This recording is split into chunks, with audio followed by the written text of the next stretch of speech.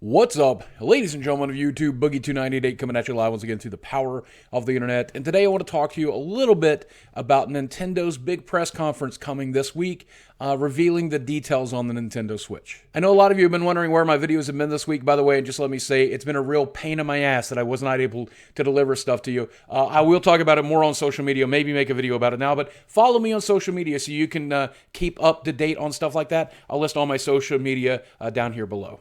Also, while you're doing that, you can like this video, feel free to subscribe, and if you want to, hit that little notification bell so you'll get notifications whenever I deliver a video here on YouTube. So I know there's a lot of people who are doubting that the Nintendo Switch is going to have the impact that it wants to have, and here's the thing, I'm not one of those people. I'm one of the biggest fans Nintendo has, pun intended. Do I like their gaming consoles? Yes. I remember when the Nintendo Entertainment System saved gaming here in the United States, and I've had every system since. Do I like their portable consoles?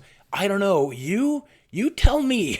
So obviously the idea of a full-fledged Nintendo console that I can also pack up and is portable and even playable on the go for 2 or 3 hours of game time, that obviously is right up my alley. The Nintendo Switch is exactly what I want from Nintendo. Now, tomorrow night, Nintendo is holding their press conference, and I'm tempted to try to live stream during it, or at the very least, I'll be live tweeting it on Twitter, twitter.com/boogie2988. You can follow me there. But just looking at the rumors, it looks like the lowest price point could be $250. The highest price point for a bundle, or perhaps the deluxe version, could be as high as $399. It looks like it's going to have a variety of different hard drive spaces. Apparently, it's going to use SD cards. Apparently, it's going to use cartridges so that you don't have to worry about scratching your discs on the go. I think there's a lot of really good things about it. There are its limitations as well, based on the rumors.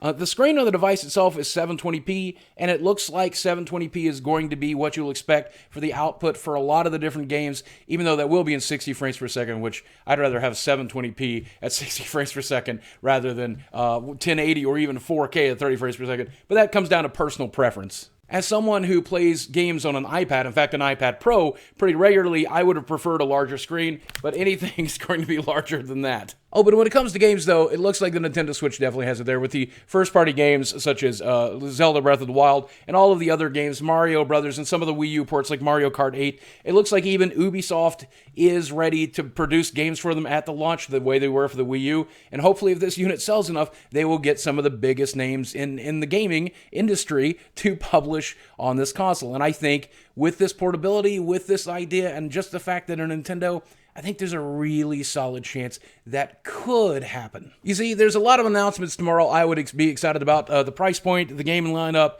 third-party support, so on and so forth. But the most important one to me would be if Nintendo announced that they were finally going to do away with their Nintendo YouTube partnership program. For those of you who are unaware, Nintendo will copyright flag every single video that has a Nintendo asset in it. And we're talking about stuff like a logo or a picture of Mario or the little coin grab sound that you get when you pick up a game in Mario. Literally just about any video that contains any Nintendo's properties, they will absolutely copyright flag and take the revenue from. And this even includes reviews of products and reviews of their games. However, if you do go through their convoluted and time-wasting creator program, they will allow you to keep some of the revenue that video would generate. Instead of taking all of it, they just take most. Now, for some really, truly dedicated Nintendo fans, we will make videos about them anyway, knowing that our hard work will actually pay Nintendo, because some of us don't mind letting Nintendo have the money. Some of us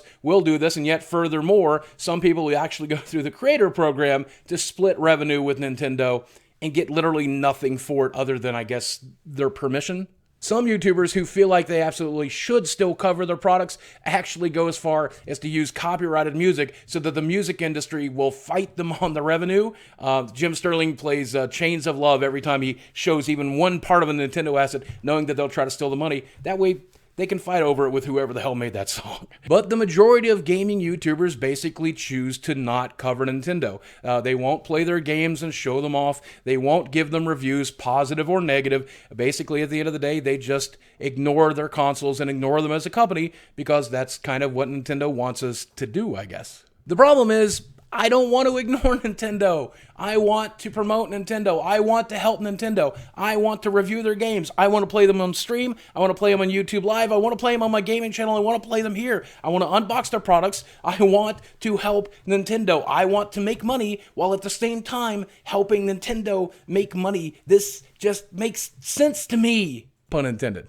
And I'm not saying that Nintendo's decision to do this is what tanked the Wii U, and I'm certainly not going to say that we will make the difference about the Nintendo Switch. I'm sure it will do whatever it's going to do without us. But if you ask certain people in the industry, the people who made Five Nights at Freddy's, or the people who made Angry Birds, they will tell you that a YouTube influencer can certainly make the difference between success and failure. In their case, they're not Nintendo, though. And look, I'm not so stupid or conceited as to think that Nintendo needs us. I guess at the end of the day, we don't need Nintendo either. And I don't understand why we wouldn't just want each other. Why wouldn't we want to do business together? And sure, I mean, they still do business here on YouTube. Obviously, they put out their own videos, they promote them, and they do a very good job. And they do pay a handful of influencers tens of thousands of dollars, hundreds of thousands of dollars to promote their brand when they can control the message. But people like me who they can't control, we're just not welcome to that party.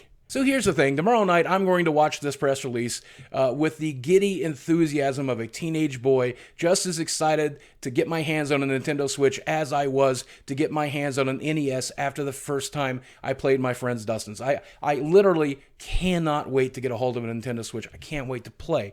However, the biggest thing tomorrow that would make me the most excited is if Nintendo decided they no longer wanted to take the revenue out of YouTubers who want to share their products and share their games and just spread their love and fandom for Nintendo.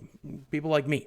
And you know, that's just one man's opinion. I could be wrong. I certainly don't speak for every YouTuber, and I certainly don't speak for you. So let me know what you think in the comments section below. I will at least live tweet tomorrow's press conference, so please be sure to tune in from that. If I'm physically capable with the injury I'm currently nursing, I will definitely try to live stream it on Twitch as well. Guys, as always, thanks for watching. I love you very much, and I'll speak with you again soon. And let me know down below, are you excited about the Nintendo Switch?